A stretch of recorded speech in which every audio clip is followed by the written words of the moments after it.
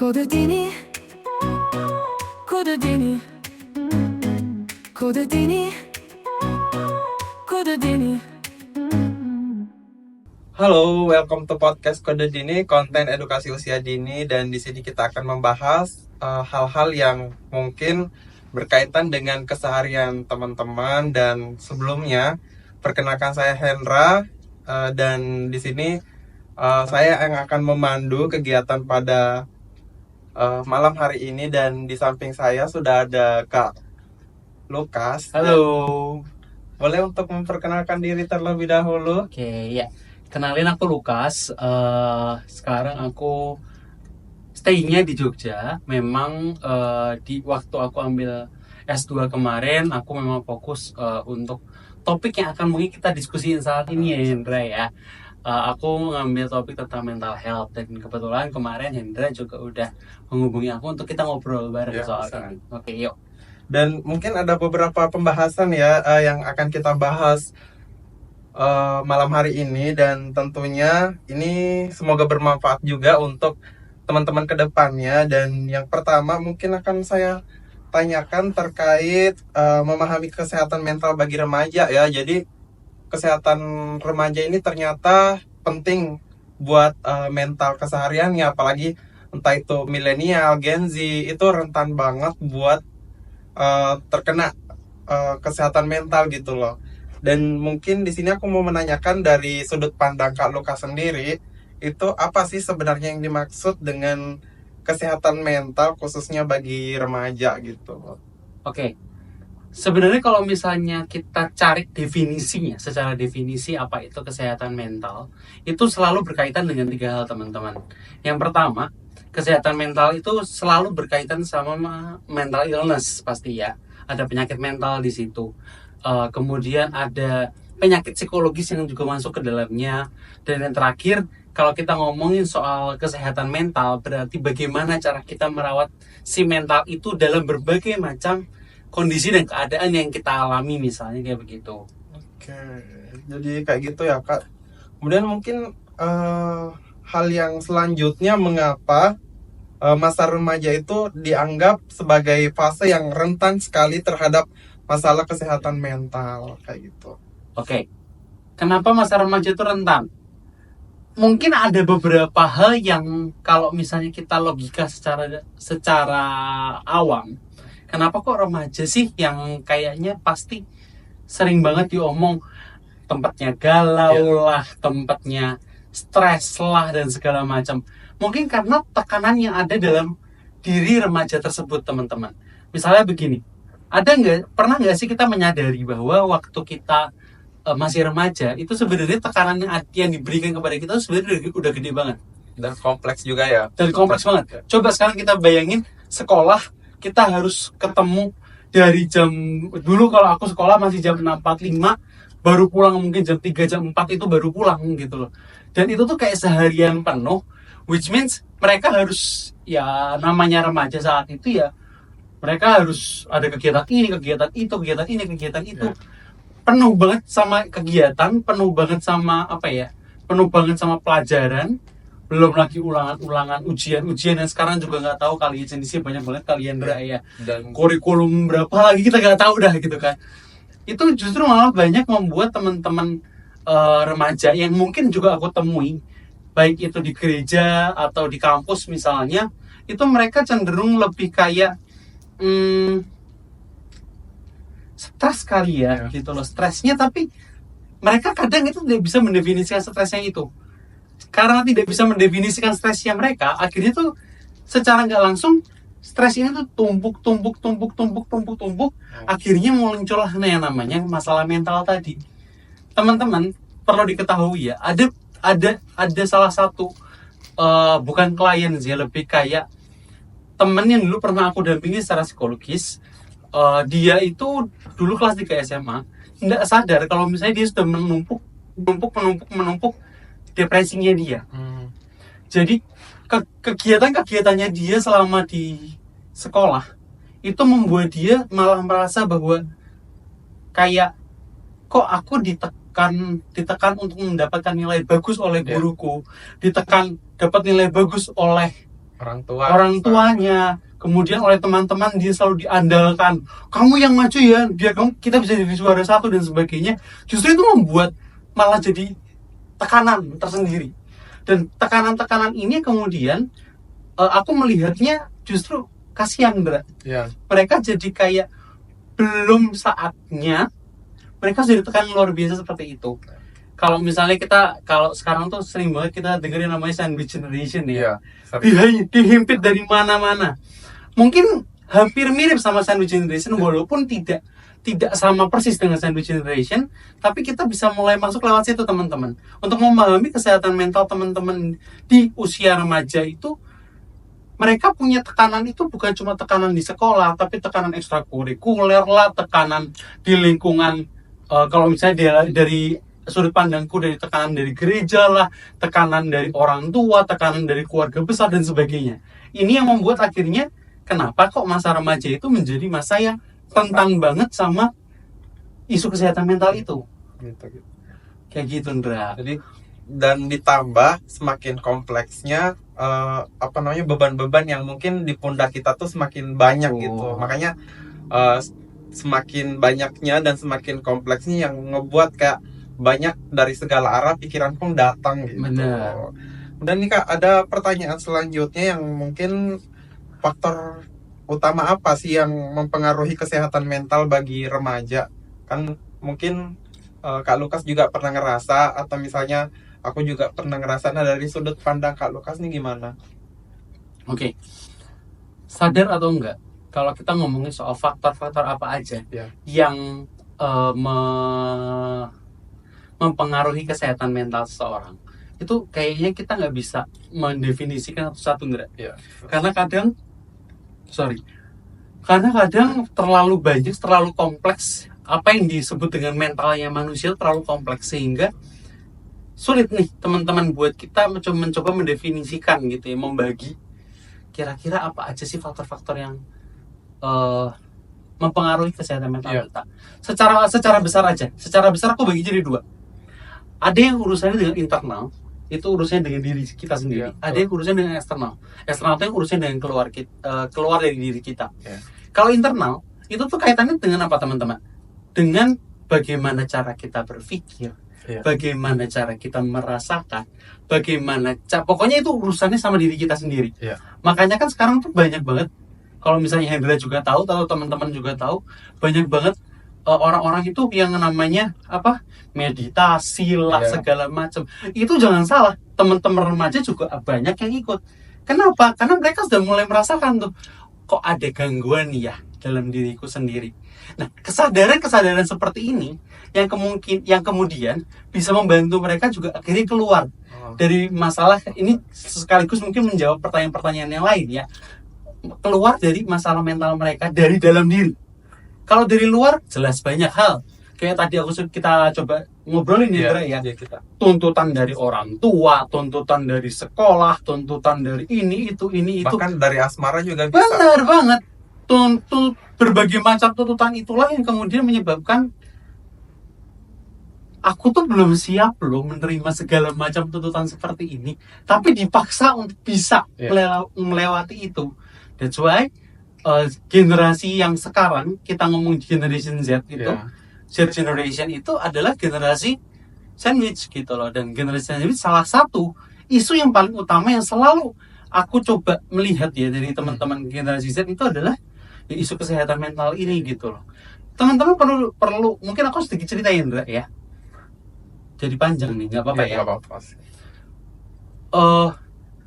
Ada salah satu klienku itu tuh sudah berusaha berkali-kali untuk bunuh diri.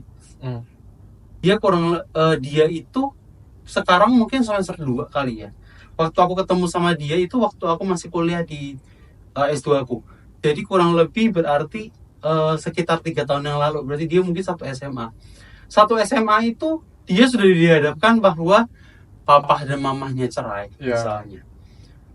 Kemudian keluarganya otomatis berantakan. Di saat yang sama pacarnya juga putusin dia karena kejadian papa mamanya cerai itu. Sekompleks itu sampai kita tuh kadang nggak bisa mikir ini tuh harus diurai dari mana sih sebenarnya gitu. akhirnya aku harus dampingin dia karena dia termasuk adik rohaniku di gereja. Ya, kemana-mana tuh Gerindra, ke psikolog lah, ke psikiater lah, ke konselor lah, bahkan sampai kita temukan dengan tokoh agama, dalam hal ini pendeta. Tetap aja dia tetap merasa kayak, kok berat ya kak hidup ini, kok Iya, kok, karena kok saking bisa jadi nyelesainnya itu bukan diselesain satu-satu, Betul. tapi bisa barengan gitu betul, loh. karena kan udah kayak benang ruwet aja Iya. gitu loh, jadi bingung kita ini mau nyelesain dari mana Iya. dulu nih gitu loh. Gitu. Nah, selanjutnya ya, ini kayak seberapa besar sih peran lingkungan sosial seperti sekolah dan keluarga dalam menjaga kesehatan mental remaja? Jawabanku satu, besar banget.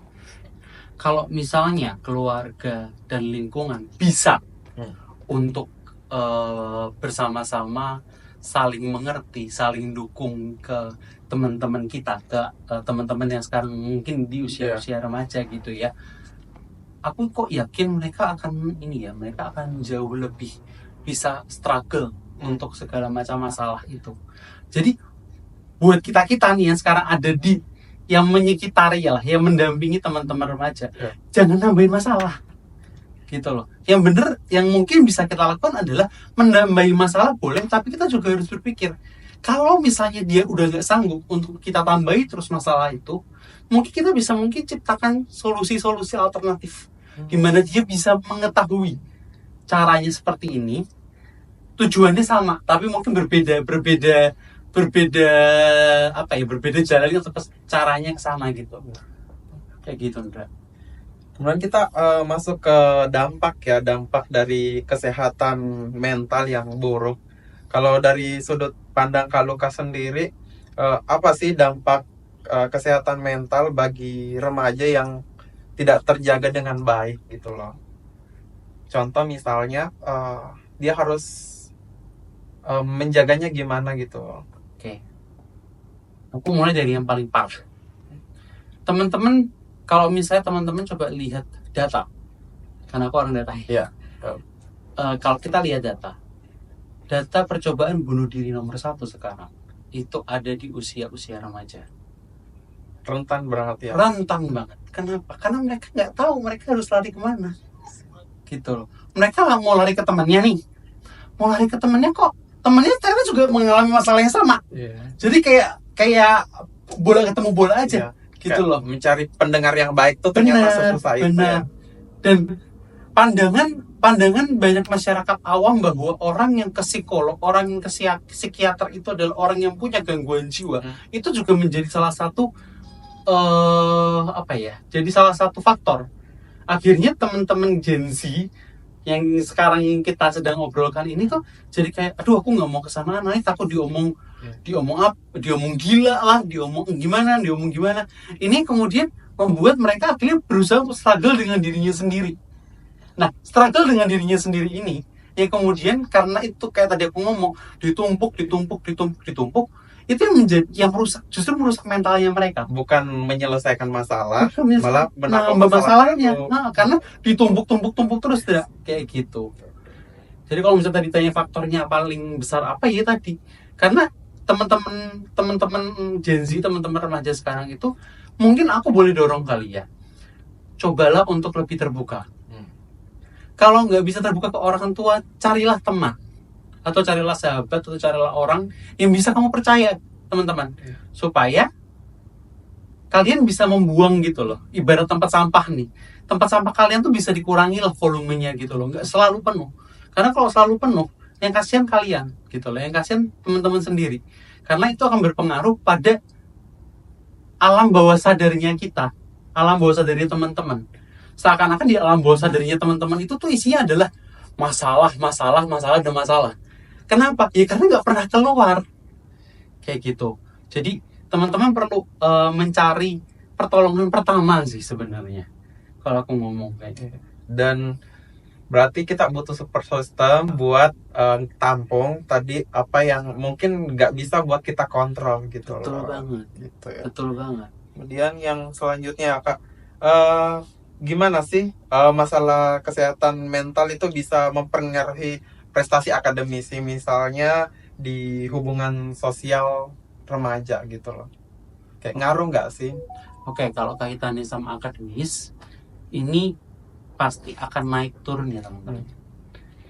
Pasti secara kaitan ada, walaupun memang kalau kita ngomong kuat atau tidak kuat kaitannya itu tergantung diri teman-teman sendiri sebenarnya. Cuma kalau aku sih selalu berpikir begini, yang namanya mental kalau kena itu pasti akan ngefek kemanapun, termasuk ke studi, gitu kan. Aku punya salah satu klien, dia orang yang sangat pintar di waktu SMA, tapi begitu masuk kuliah, dia kena dia didiagnosis, terakhir diagnosis yang aku dapatkan adalah bipolar disorder. Langsung nilai-nilainya dia itu bukan hanya hancur, tapi sampai dia tuh nyaris di drop out gara-gara nilainya dia segitu, kayak gitu. Jadi ini ternyata juga berpengaruh besar. Kalau tadi Hendra ngomong,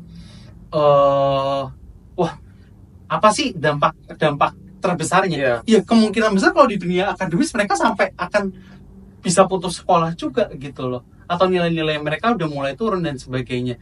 Karena apa? Lagi-lagi tumpukan masalah yang mereka simpan nggak mereka keluarkan. Akhirnya kalau misalnya kita kuliah, kan kita kuliah juga ada masalah ya teman-teman ya. Otomatis yang terjadi apa?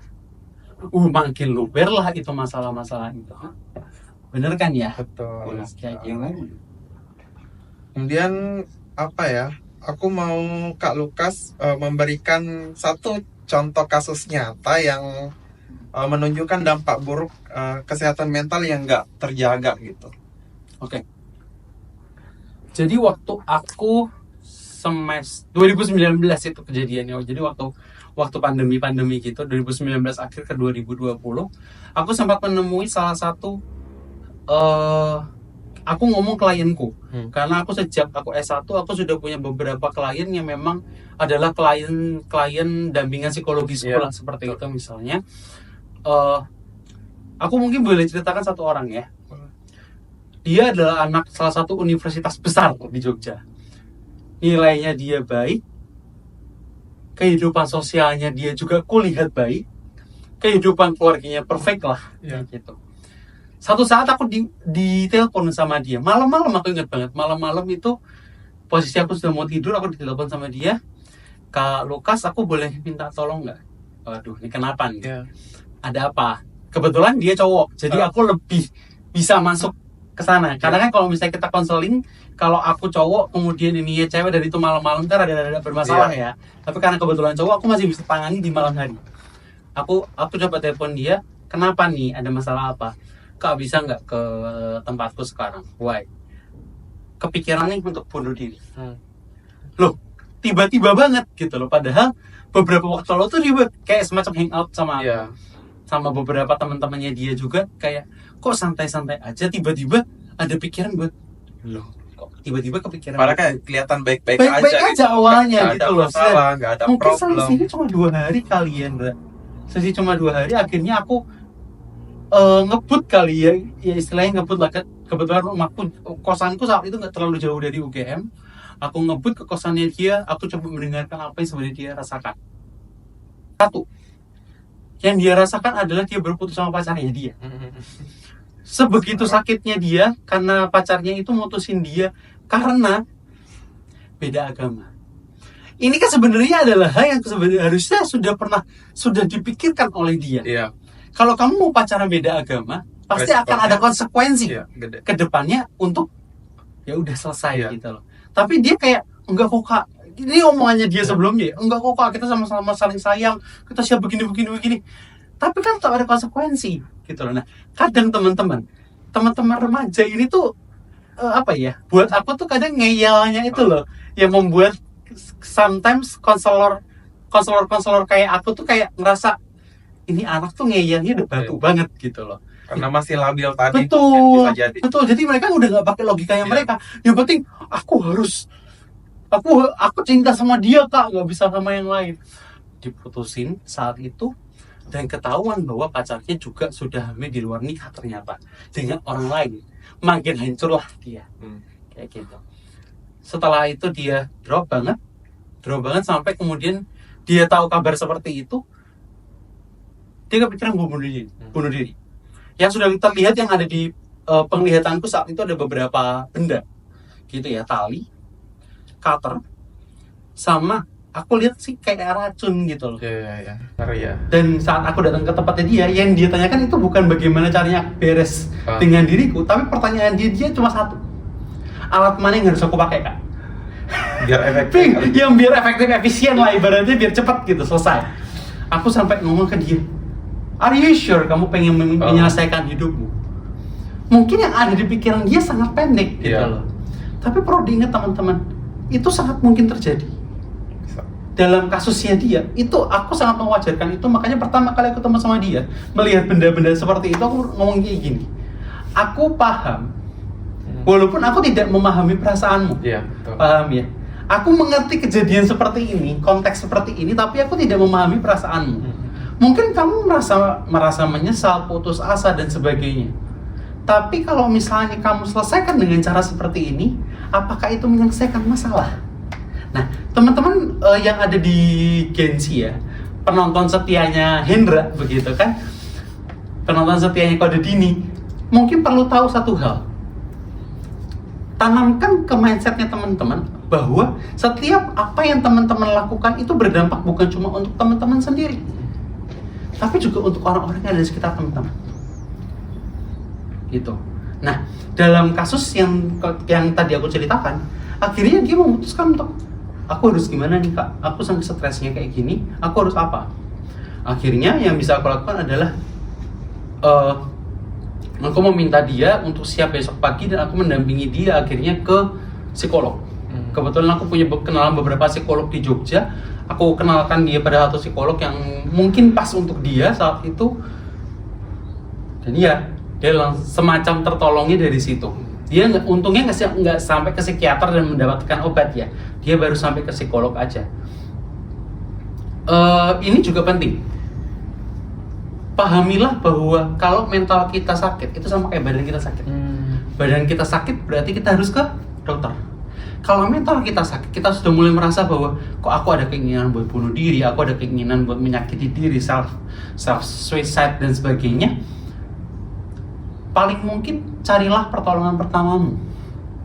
Entahkah itu kamu membuang sampah-sampahmu itu ke orang lain yang tentu kamu percaya, atau ya sudah sekalian aja kamu datang ke layanan-layanan yang profesional seperti psikolog, psikiater dan sebagainya. Itu saran aku ya teman-teman ya.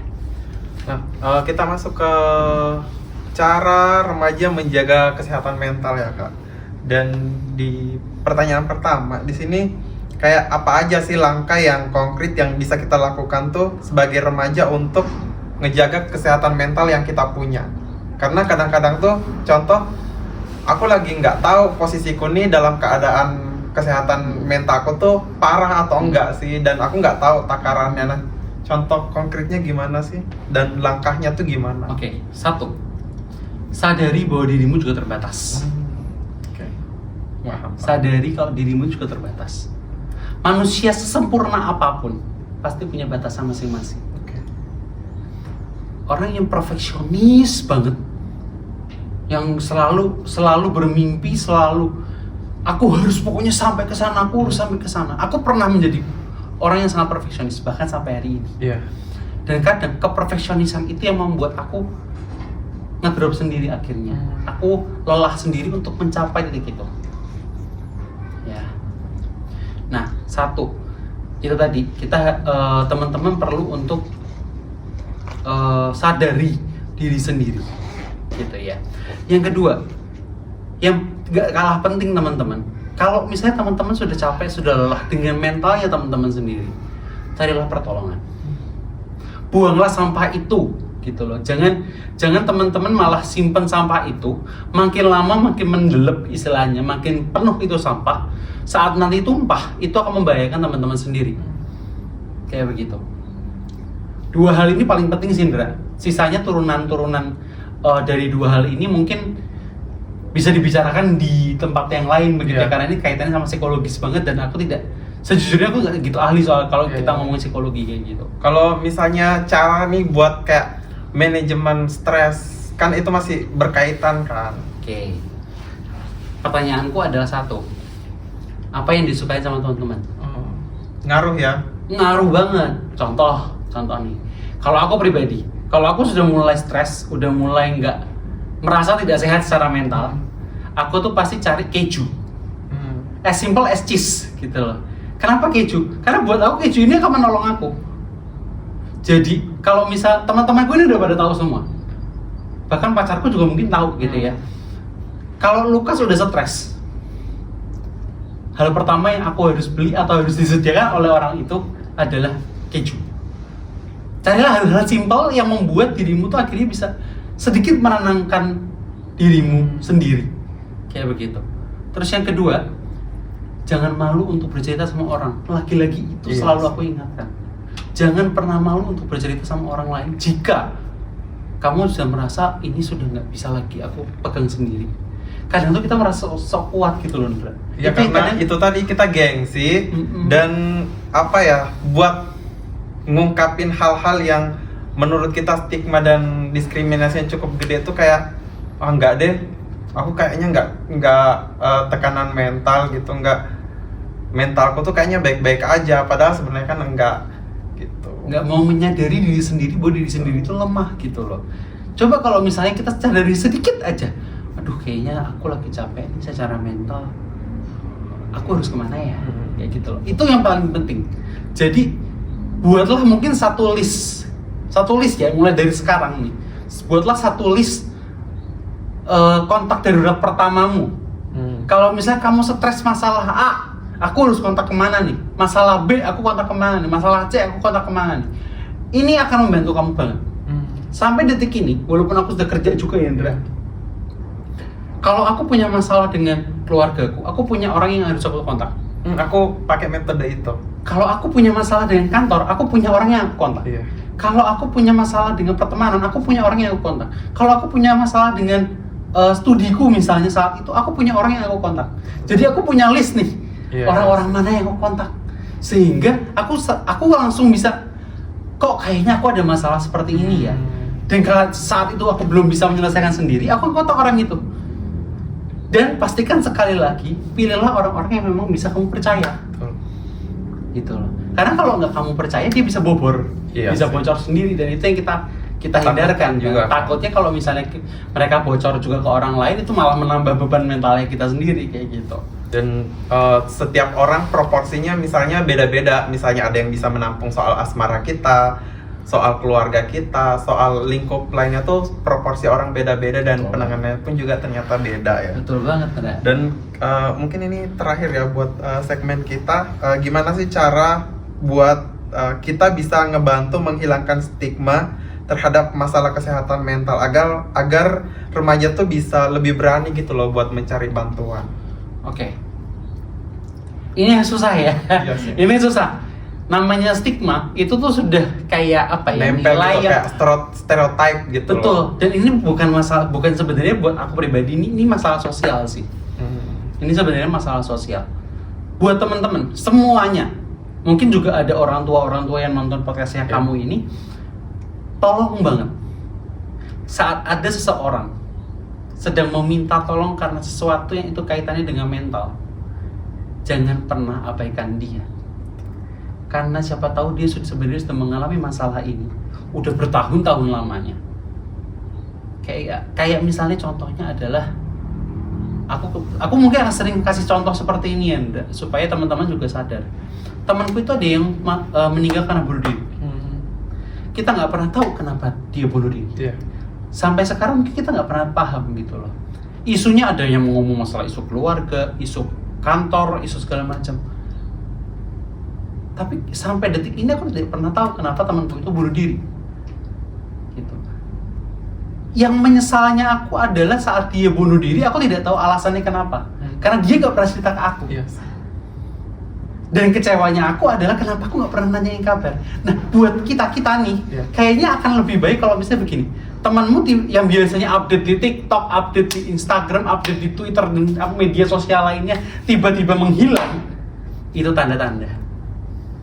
Coba deh kontak dia. Siapa tahu dia butuh pertolonganmu nih. Siapa tahu dia butuh cerita sama kamu. Kayak gitu loh. Kalau dia nggak mau cerita, it's okay. Itu terserah, itu udah haknya dia. Tapi paling tidak kita memiliki satu tanggung jawab kecil untuk kita bisa menyelamatkan hidup seseorang dari urusan suicidal ya. Iya. Kalau kita ngomong suicidal, adalah paling nggak kita bisa menjadi teman buat dia menumpahkan tadi. Iya. Nggak harus mencari solusi, dan itu bukan tanggung jawab. Betul. Solusi ya psikolog sama psikiater kayak tadi aku ngomong. Yes. Tapi kalau misalnya kita bisa apa? Kuping pakai aja untuk mendengarkan dia. Kayak gitu, Ndra. Oke, itu ya teman-teman. Mungkin sebelum kita closing statement dulu dari Kak Lukas untuk teman-teman pendengar yang mendengarkan Kode Dini. Oke. Kalau statementku saat buat dua pihak ya. Yang pertama, buat teman-teman yang sekarang merasa nggak baik-baik saja, ceritalah. Buanglah sampah-sampah itu, teman-teman. Carilah teman yang kamu percaya, carilah orang yang kamu percaya. Lemparkan semua masalah-masalahmu itu ke dia. Simpel. Fungsinya adalah untuk kembali menetralkan dirimu itu. Kedua, buat teman-teman yang mungkin punya teman-teman yang tiba-tiba kebiasaannya berubah 180 derajat. Biasanya jalan-jalan, tiba-tiba dia diem di rumah. Biasanya dia bahagia, ceria begitu, tiba-tiba dia bisa diem sendiri. Atau biasanya dia nggak terlalu seneng untuk ngobrol, tiba-tiba dia ngobrol terlalu banyak. Hal-hal yang aneh, yang nggak biasa. Coba tanyakan ke dia. As simple as, kamu hari ini kabarnya gimana? Yes. Pagi ini kamu apa sih yang kamu rasain? Percayalah teman-teman, itu akan sangat menolong teman-teman kita yang sekarang juga sedang struggling sama dirinya dia sendiri. Kayak gitu. Itu ya teman-teman, dan thank you untuk hari ini. Jaga mentalnya dan selalu menjaga keceriaan. See you dan bye-bye. Bye.